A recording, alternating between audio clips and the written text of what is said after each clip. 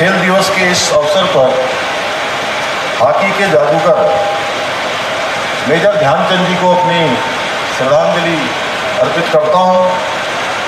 उन्होंने खेल के क्षेत्र में दुनिया में भारत को एक पहचान दिलाई और जैसा कि अभी हम सब लोग सुन रहे थे, आज जब पूरे देश के अंदर खेल के क्षेत्र में हो या कोई भी अन्य क्षेत्र हो, हर क्षेत्र में एक से एक सुविधाएं अब हमारे सामने आ गई हैं। लेकिन मेजर ध्यानचंद जी को हम लोग इसलिए भी याद करते हैं, जहां उन्होंने हमको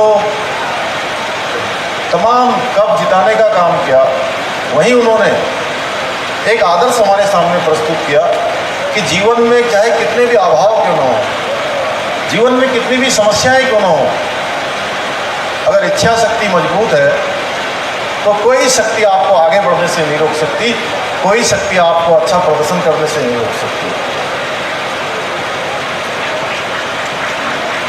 ध्यानचंद जी का जो समय था वो भारतीय हॉकी का, उसको हम स्वर्णिम काल कहते हैं। इसके साथ साथ जहाँ खेलों में, जैसा अभी रेखा जी बता रही थी कि उनकी स्टिक में जो है लोग कहते थे चुंबक होगा, बॉल उनकी छूटती ही नहीं थी। वैसे बचपन में हमने भी बहुत प्रयास किया, हम भी छोटे छोटे, उसमें बहुत बड़े स्तर पर तो नहीं, कक्षा 9th 10th में जब पढ़ते थे तो हमने भी विनोदा हॉकी खेली थोड़ी। तो मैं समझ सकता हूँ कि वो किस प्रकार की कला थी उनके उसमें, और जहाँ खेल के वो हॉकी के जादूगर थे, वहीं उनके अंदर देशभक्ति का जज्बा भी कूट कूट कर भरा हुआ था। इसके बारे में एक बड़ा रोचक किस्सा है कि 1936 में जब जर्मनी के बर्लिन में ओलंपिक का आयोजन हुआ था, ध्यानचंद जी उस समय भारतीय हॉकी के कप्तान थे। फाइनल में भारत और जर्मनी की टीमें दोनों आमने सामने थी। आप सबको ये घटना शायद याद भी होगी, लेकिन याद नहीं तो मैं स्मरण इसलिए करवा रहा हूँ कि जहाँ हम कोई भी काम करते हैं उसके पीछे मेजर ध्यानचंद जी हमारे लिए ये एक प्रेरणा छोड़ कर गए कि राष्ट्रभक्ति का होना भी उतना ही आवश्यक है।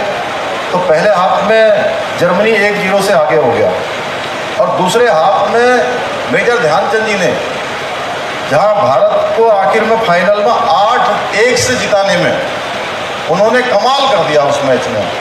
और जब मैच खत्म हुआ तो हिटलर उस समय के जर्मनी के, वो काफ़ी प्रभावित हुए ध्यानचंद जी से और उन्होंने कहा कि आप हमारे यहाँ सेना में जो सर्वोच्च रैंक होती है, वो सर्वोच्च रैंक का पद और जर्मनी के लिए खेलने के लिए उनको ऑफर दिया गया। तो जानते हैं आप मेजर ध्यानचंद जी ने क्या किया होगा? मेजर ध्यानचंद जी ने बिना देर किए हुए उनका वो प्रस्ताव 1 सेकंड में ही उसको ठुकरा दिया। ये थी उनकी सच्ची राष्ट्रभक्ति। जहाँ इसीलिए ऐसे महान खिलाड़ी का जो जन्म दिवस है वो राष्ट्रीय खेल दिवस के रूप में मनाया जाता है। और इसीलिए हम लोगों ने भी सोचा, विभाग ने भी तय किया और हमने भी सोचा कि आज का ये इतना शुभ अवसर है जब हम ध्यानचंद जी का जन्म दिवस मना रहे हैं, उसी दिन हमारे प्रदेश के अंदर जो उदयमान खिलाड़ी हैं उनके उन्नयन के लिए, उनके विकास के लिए, उनके संवर्धन के लिए, उनको आगे बढ़ाने के लिए आज ही के दिन मुख्यमंत्री उदयमान खिलाड़ी उन्नयन योजना भी प्रारंभ कर रहे हैं। क्योंकि इससे और इस योजना को शुभारंभ करने का इससे बेहतर दिन और कोई कुछ नहीं हो सकता था। हमने कुछ समय पहले राज्य के जो प्रतिभावान खिलाड़ी हैं उनके लिए खेल छात्रवृत्ति देने का भी निर्णय लिया था। मुझे खुशी है कि योजना को शुरू कर दिया गया है और हम लोग इस पर विश्वास करते हैं कि जो भी हम कहते हैं उसको करते हैं और केवल घोषणाओं में नहीं, जो भी हम लोगों ने अगर यहाँ से भी कोई घोषणा करेंगे तो घोषणा पूरी जरूर होगी। इससे पहले भी चूँकि माननीय प्रधानमंत्री जी के नेतृत्व में जहाँ देश के अंदर पहले घोषणाएं होती थी, बड़े बड़े काम होते थे, लेकिन उनके प्रधानमंत्री बनने के बाद अब कामों के लिए संकल्प होते हैं और यह हमारे संकल्प है। इन संकल्पों को हम एक एक करके आगे बढ़ाएंगे। जहाँ मुख्यमंत्री उदयमान खिलाड़ी उन्नयन योजना के अंतर्गत 8 से 14 वर्ष तक के उभरते हुए खिलाड़ियों को उनकी शारीरिक परीक्षा और दक्षता के आधार पर 1500 रुपये का प्रोत्साहन प्रतिमाह दिया जाएगा। इस योजना में उत्तराखंड के 1950 हमारे बेटे और 1950 बेटियां इनको लाभ मिलेगा। हमने उत्तराखंड में नई खेल नीति 2021 में खेल सुविधाओं को बढ़ाने, छोटी उम्र से ही खिलाड़ियों को तैयार करने पर विशेष रूप से ध्यान देकर और ऐसे खिलाड़ी जिनके अंदर योग्यता है, क्षमता है, प्रतिभा है, लेकिन उनके पास साधन नहीं है, उनके पास संसाधन नहीं है, उनका जीवन अभाव में उनके माता पिता इतना उनके लिए वहन नहीं कर सकते हैं, तो ऐसे खिलाड़ियों के लिए भी हमने नई खेल नीति में व्यवस्था की है। क्योंकि मैंने बहुत विभिन्न अवसरों पर देखा है, आज का ये कार्यक्रम बहुत शानदार कार्यक्रम यहाँ पर हो रहा है, तो मैं बहुत सारे लोगों को देख रहा हूँ यहाँ से, मैं लगभग सभी को मैं जानता हूँ व्यक्तिगत रूप से, जो लोग खेलों को आगे बढ़ाने के लिए, खिलाड़ियों के प्रोत्साहन के लिए हमेशा आगे आते हैं। तो मैंने ये देखा है कि जब खिलाड़ी किसी प्रतियोगिता में जाने वाला होता है, तो उस समय अगर उसके पास साधन नहीं है, संसाधन नहीं है, तो बहुत परेशानियों का सामना करना पड़ता है। जो सामान्य घरों के बच्चे हैं वो जा नहीं पाते हैं, लेकिन अगर उसी में से कोई जब पदक जीत लेता है, कोई अच्छा पुरस्कार प्राप्त कर लेता है राष्ट्रीय स्तर पर, अंतर्राष्ट्रीय स्तर पर, तो उसको पुरस्कार देने वालों की झड़ी लग जाती है। जैसे मेजर ध्यानचंद जी जो है गोलों की झड़ी लगाते थे, वैसे ही जो है पुरस्कार देने वालों की भी झड़ी लग जाती है। तमाम लोग प्रोत्साहन के लिए आते हैं, अच्छी बात है, लेकिन वो तब आते हैं जब जो है वो प्रतियोगिता में अच्छा प्रदर्शन कर लेता है, लेकिन उससे पहले उसको बहुत परेशानियों का सामना करना पड़ता है। तो इसलिए हमने जो नई खेल नीति हम लेकर आए हैं, उस नई खेल नीति में हमने ये व्यवस्था करी है कि उसके जाने की भी व्यवस्था होगी, उसके आने की भी व्यवस्था होगी, उसके रहने की भी व्यवस्था होगी, और उसके अच्छे जो उनको फ्रूट्स वगैरह चाहिए होते हैं, उन फ्रूट्स वगैरह की भी जो है उस नई खेल नीति में हमने व्यवस्था की है। भाइयों बहनों, इसके पीछे एक ही मकसद है कि हमारी जो प्रतिभाएं हैं, वो हमारी प्रतिभाएं किसी भी स्तर पर रुकनी नहीं चाहिए। प्रतिभाओं को उनके जीवन में उनके अभाव और उनके संसाधनों का अभाव उनकी प्रतिभा को रुकने नहीं देना चाहिए। इसलिए हम लोगों ने तय किया, और जो खेल नीति है उसमें 2 विषयों को ठीक प्रकार से समावेश उसका किया है। पहला, सभी के लिए खेल एवं खेलों में उत्कृष्टता। दूसरा, ई कल्चर, इलेक्ट्रॉनिक कल्चर से पी कल्चर यानी प्ले फील्ड कल्चर की ओर। और मुझे आज ये मलखंब देखकर बहुत प्रसन्नता हुई, क्योंकि मैं देख रहा था कि ये मलखंब में खेलने वाले और खिलाने वाले ज़्यादातर लोग वो खटीमा क्षेत्र के हैं, और बहुत वहाँ पर भी बड़ा आयोजन मलखंब का हुआ था। रमेश सिंह की पूरी टीम उनकी आई हुई है। तो मैं यह भी घोषणा करता हूँ कि नई खेल नीति में हम मलखंब को भी शामिल करेंगे।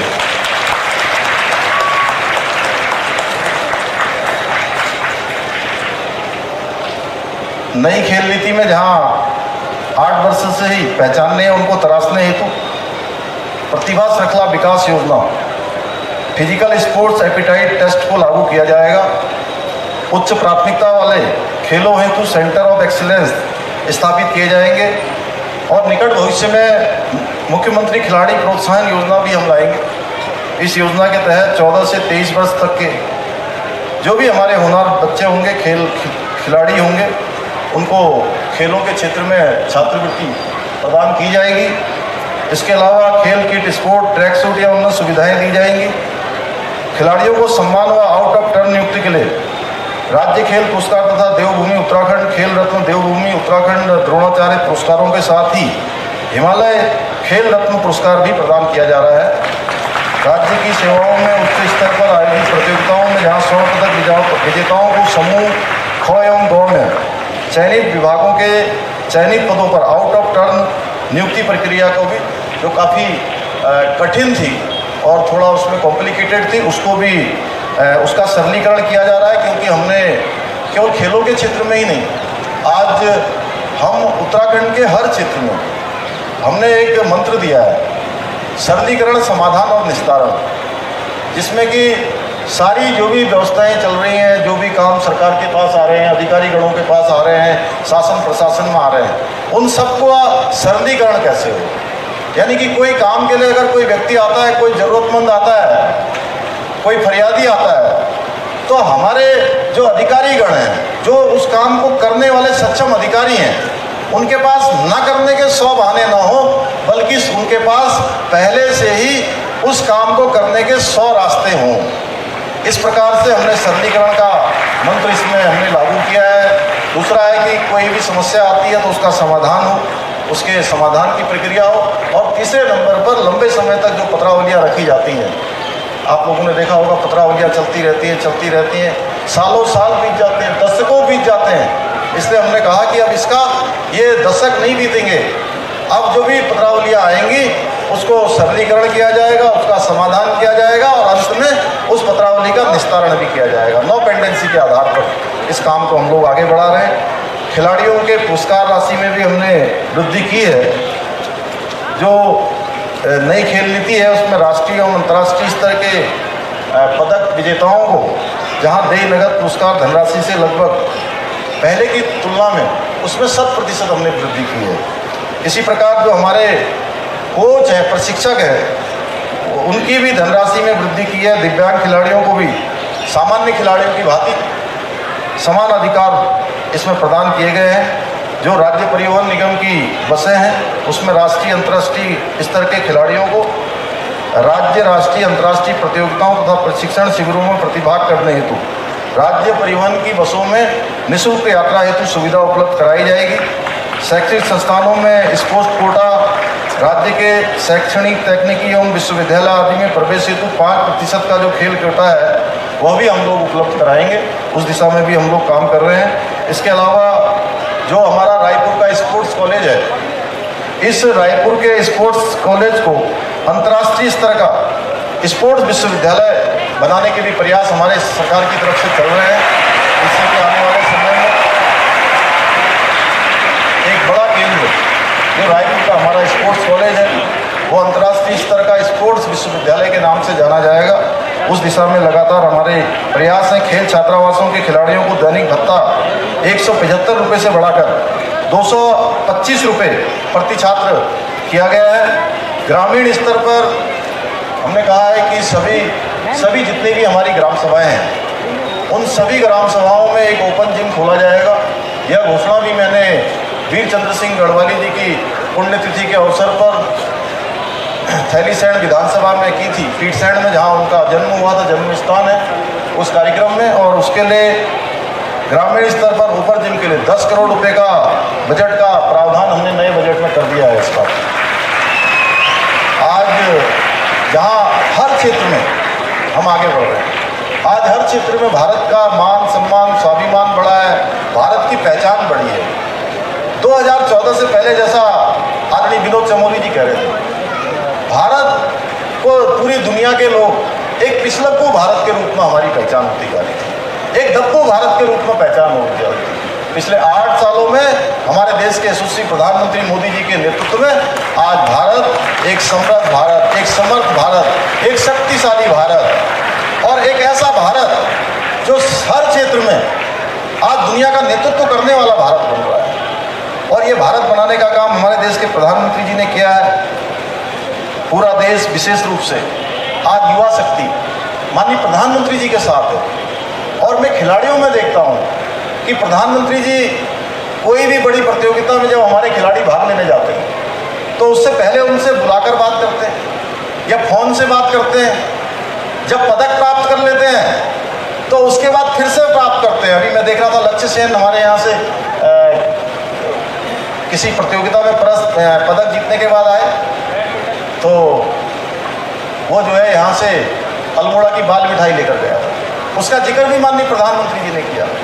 और जहाँ पदक जीतने वाले, अच्छा प्रदर्शन करने वाले, उनके साथ तो माननीय प्रधानमंत्री जी बात करते ही हैं। जो पदक से वंचित रह जाते हैं, पास जाकर भी पदक से वंचित हो जाते हैं, उनका हौसला बढ़ाने के लिए ऐसे खिलाड़ियों से भी और ऐसी टीम से भी बात करते हैं। ये नया भारत है माननीय प्रधानमंत्री जी के नेतृत्व में। इसीलिए खेलों में भी भारत का मान सम्मान बढ़ा है। और उन्होंने अभी लाल किले की प्राचीर से इस बार 15 अगस्त को खेलों का विशेष रूप से और खिलाड़ियों का उन्होंने अपने भाषण में जिक्र किया है, जहां उन्होंने कॉमनवेल्थ में जिन खिलाड़ियों ने अच्छा प्रदर्शन किया उनकी सराहना की है। आज पहले के समय में, चूँकि पहले के समय में चाहे वो संवैधानिक संस्थाएं हों, तमाम प्रकार की ऐसी संस्थाएं, ऊंची ऊंची संस्थाएं, जिसके बारे में एक ट्रेंड सेट था कि इस श्रेणी के लोग आएंगे, जिनकी पहुंच होगी वही लोग आएंगे। लेकिन अब नए भारत में जहां हर क्षेत्र में हो गया है कि अब पारदर्शिता के आधार पर, योग्यता के आधार पर लोग आएंगे, वहीं खिलाड़ियों के क्षेत्र में भी अब जो खिलाड़ी हमारे काबिल हैं, जो हमारे उनके अंदर क्षमता है, योग्यता है, ऐसे खिलाड़ियों को ही आगे आने का मौका मिल रहा है। क्योंकि देश के अंदर से अब भाई भतीजावाद, अब ये तमाम प्रकार का जो रिश्वतवाद, ये सारा का सारा समाप्त हो रहा है। आज हमारे प्रतिभाशाली खिलाड़ियों को पूरा मौका मिल रहा है और हमारे खिलाड़ी भी देश का नाम रोशन कर रहे हैं, गौरवान्वित होने का अवसर दे रहे हैं। अब सभी जो भी खिलाड़ियों के सामर्थ्य का सम्मान हो रहा है। दुनिया में कहीं भी कोई स्थान हो, जहां आपने देखा होगा पिछले दिनों रूस यूक्रेन युद्ध हुआ तो भारत का तिरंगा वहां फहर रहा था, और जो हमारे बच्चे थे, हमारे बेटे बेटियां, जो वहाँ के स्टूडेंट थे, वो जब स्वदेश आ रहे थे, वह तो हाथ में तिरंगा लेकर चल ही रहे थे, लेकिन जो दुनिया के दूसरे देशों के बच्चे थे, वह भी अपने आप को सकुशल निकालने के लिए वह भी अपने हाथ में तिरंगा लेकर चल रहे थे। ये नया भारत है भाइयों बहनों। और कोई भी खेल का मैदान हो दुनिया में, आज भारत का तिरंगा लहराता हुआ दिख रहा है। प्रधानमंत्री जी ने खेलो इंडिया कार्यक्रम के तहत आज खेल प्रतिभाओं को पहचाना है और उन्हें हर प्रकार से सहयोग देना प्रारंभ किया है। इतना ही नहीं, आज बेहतर से बेहतर ट्रेनिंग सुविधाएं खिलाड़ियों को दी जा रही हैं। हमारे खिलाड़ी आज सोने और चांदी के मेडल देश के लिए जीत रहे हैं। उन्होंने निश्चित रूप से हमारे आने वाली पीढ़ी का आत्मविश्वास बढ़ाया है, उनके अंदर एक नया ऊर्जा और उत्साह प्रदान किया है। आज ओलंपिक गेम, कॉमनवेल्थ, तमाम खेलों में हमारे प्रतियोगिताओं में रिकॉर्ड संख्या में भारत पदक जीत रहा है। हर क्षेत्र में आज हमारे युवा नेतृत्व कर रहे हैं, उनकी इनोवेटिव सेल्स देश को आगे ले जा रही है। जहाँ startup India, stand up India, make in India, आत्मनिर्भर भारत और लोकल फॉर वोकल, इन सभी में अभी पिछले दिनों मैं स्टार्टअप के कार्यक्रम में गया था और देहरादून में ही कार्यक्रम हुआ था। तो वहाँ पर हमारे जो युवा हैं, जो बिल्कुल सामान्य परिवारों से आते हैं, उन्होंने एक से एक अच्छा, उनके अंदर इतनी प्रतिभाओं ने काम किया है। जहाँ छोटे से हमारे राज्य में 700 से भी ज़्यादा स्टार्टअप काम कर रहे हैं। आज पूरे देश के अंदर हम स्टार्टअप के क्षेत्र में भी लीडर की भूमिका में आ गए हैं। भाइयों बहनों, वो सब आप जैसे ही जो है परिवारों से, हमारे जैसे सब लोगों की तरह ही हैं। अभी मैं युवा साथियों से एक बात और कहना चाहता हूँ कि देखिए, जीवन में जब हम कोई संकल्प लेते हैं और संकल्प में जब हम कोई विकल्प नहीं रखते हैं, संकल्प में विकल्प का ना आना ही संकल्प का सिद्ध होना, और संकल्प में कोई विकल्प आ गया तो संकल्प हमारा टूट जाता है, रास्ते हमसे भटक जाते हैं, मंजिल हमसे दूर हो जाती है और सपने हमारे छूट जाते हैं। इसलिए संकल्प में विकल्प मत लाइए। जो भी आपने संकल्प लिया है, जिस क्षेत्र में भी आप जाना चाहते हैं, उस क्षेत्र के लिए अपना लक्ष्य निर्धारित करिए और लक्ष्य को पाने के लिए जी जान से जुट जाइए और जिस फील्ड में भी जाइए। मैं एक बात और कहता हूँ, मैं बच्चों से हमेशा एक बात कहता हूँ कि आपको जिस क्षेत्र में भी जाना है, उस क्षेत्र में जाकर आप नेता बन जाइए। वो बहन जी हंस रही है। मैं कह रहा हूँ कि नेता बन जाइए। अब नेता कैसे? नेता कौन होता है? लीडर इसको बोलते हैं, जो सबको दिशा दिखाने का काम करता है। उसको जो भी काम दिया जाता है, उस काम को सबसे अच्छे तरीके से करता है। जैसे हम अभी मेजर ध्यानचंद जी को हॉकी का नेता कह सकते हैं कि वो हॉकी के नेता थे। हम इसी प्रकार से कुछ दिनों पहले तक हम सचिन तेंदुलकर को मास्टर ब्लास्टर कहते थे, उनको क्रिकेट के क्षेत्र का नेता कह सकते हैं। एस नारायण मूर्ति, जिन्होंने कंप्यूटर के क्षेत्र में इतना काम किया, आईटी के क्षेत्र में काम किया, उनको हम कह सकते हैं आईटी क्षेत्र के नेता, डॉक्टरों के क्षेत्र में नेता, प्रोफेसर अब्दुल कलाम जी को हम कह सकते हैं वैज्ञानिकों के क्षेत्र में नेता, पर्वतारोहण के क्षेत्र में हम कह सकते हैं बचेंद्री पाल हमारी नेता हैं उस क्षेत्र की। ऐसे अनेकों नाम हैं जिन्होंने अपने अपने क्षेत्रों में उत्कृष्ट प्रदर्शन किया है, सर्वोत्तम देने का काम किया है, वो उस क्षेत्र के नेता। इसलिए मैं आप सबसे भी कहूँगा, अपने सारे बेटे बेटियों से, कि वो जिस क्षेत्र में भी जाएं उस क्षेत्र के नेता बने। हाँ ये है, उस नेता हम लोगों की तरह भी बन जाएंगे 2-4 इसमें से, तो कोई बुरी बात नहीं है। मेरे जैसे रेखा जी, विनोद जी जैसे, तो उसमें कोई दिक्कत नहीं है, क्योंकि यहाँ भी जरूरत होती है। मैं उस क्षेत्र की बात कर रहा हूँ और मुझे पूरा भरोसा है कि हमारे बच्चे जिन क्षेत्रों में भी जाएंगे वहाँ पर अपने राज्य का, अपने देश का और अपने माता पिता का, अपने गुरुजनों का नाम रोशन करेंगे। और एक बात और कहता हूँ कि जो भी बच्चे हमारे किसी स्कूल से आते होंगे, किसी मोहल्ले से आते होंगे, किसी छोटे से स्थान से आते होंगे, जब वो अच्छा प्रदर्शन करने लगते हैं, अपना अच्छा परिणाम देने लगते हैं, तो फिर वो एक स्कूल के बेटे नहीं रह जाते, एक माँ बाप के बेटे भी नहीं रह जाते, एक भाई बहन भी नहीं रह जाते, वो फिर सबके हो जाते हैं। उनके साथ सबकी भावनाएं जुड़ जाती हैं, उस क्षेत्र के लोगों की भावना जुड़ जाती है, आसपास के लोगों की भावना जुड़ जाती है। जैसे हम देखते हैं ना, हमारी टीम कहीं खेलने के लिए जाती है तो हम यहाँ से प्रार्थना करते हैं, हे भगवान जो है हमारी टीम को जिता देना, हमारे देश को जिता देना। इसी प्रकार से आप सब लोगों में से जब आगे बढ़ेंगे तो सबकी जो भावनाएं जो है आप सबके साथ जुड़ेंगी। और अंत में एक बात कहते हुए कि आने वाला जो दशक है, माननीय प्रधानमंत्री जी ने बाबा केदार की भूमि से कहा था कि आने वाला जो दशक है, 21वीं सदी का तीसरा दशक, ये उत्तराखंड का दशक होगा। और इस बार उनके मुंह से वाणी निकली, और इस बार की हमारी 4 धाम यात्रा, अभी तक 30 लाख लोगों से भी ज़्यादा लोगों ने रजिस्टर्ड रूप से 4 धामों के दर्शन कर लिए। कांवड़ यात्रा में 4 करोड़ के लगभग शिव भक्तों ने यहाँ से गंगा जल लेकर जा चुके। भाइयों बहनों, इसके साथ साथ एक संकल्प और लेना है। मैंने खेल विभाग के लोगों से भी अनुरोध किया है कि हमने सारे विभागों से अनुरोध किया है कि 2025 में जब हम राज्य का स्थापना दिवस मनाएंगे, 25वां स्थापना दिवस, रजत जयंती वर्ष, उस रजत जयंती वर्ष के लिए जहां हमारा खेल विभाग ऐसी योजना बनाएगा जो खेल विभाग के लिए आज तक की सबसे अच्छी योजना होगी, जो राज्य के लिए भी अच्छी होगी और हो सके तो पूरे देश के लोग भी उसका अनुसरण करेंगे। हम इस दिशा में आगे बढ़ेंगे। हमारे खिलाड़ी इतना अच्छा प्रदर्शन करेंगे कि पूरे भारत के अंदर आज हमारे यहाँ पर जो है हर प्रकार के जो प्रकृति हमारी है, हमारे यहाँ का जो स्ट्रक्चर है, हमारा जो बनावट है, वो सारी की सारी खेलों के अनुरूप है।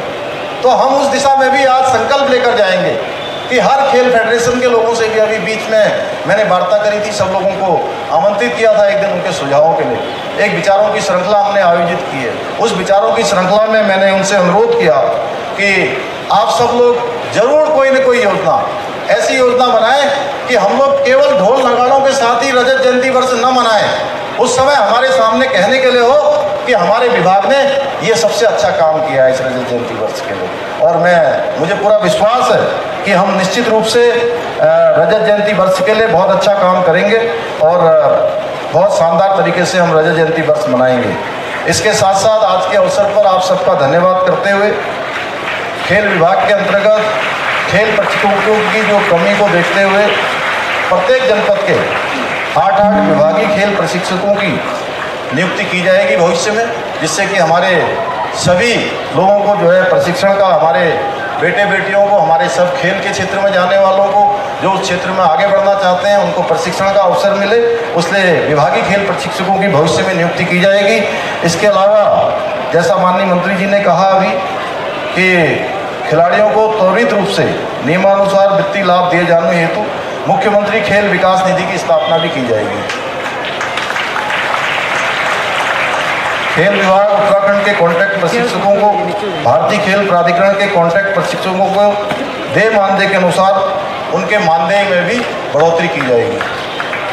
पूर्व की भांति जो राज्याधीन सेवाओं के कुशल खिलाड़ियों को 4% का जो आरक्षण है, जिसके बारे में माननीय मंत्री जी ने यहाँ से अभी उल्लेख किया, उसको पुनः लागू किए जाने के लिए सरकार की ओर से सख्त पैरवी की जाएगी, हर प्रकार से उसको लागू करने का प्रयास किया जाएगा। पुनः एक बार मैं आप सभी को आज के इस अवसर पर मेजर ध्यानचंद जी का स्मरण करते हुए और ध्यानचंद जी के पद चिन्हों पर चलने का संकल्प लेते हुए हमारे खिलाड़ी भाई जिस क्षेत्र में भी जाएंगे उस क्षेत्र में निश्चित रूप से अपना नाम रोशन करेंगे, अपने साथ साथ प्रदेश का और देश का नाम रोशन करेंगे। पुनः आप सबको बधाई देते हुए, शुभकामनाएं देते हुए अपनी बात को समाप्त करता हूं। बहुत बहुत धन्यवाद। जय हिंद, जय भारत, जय उत्तराखंड। भारत माता की, भारत माता की, भारत माता की।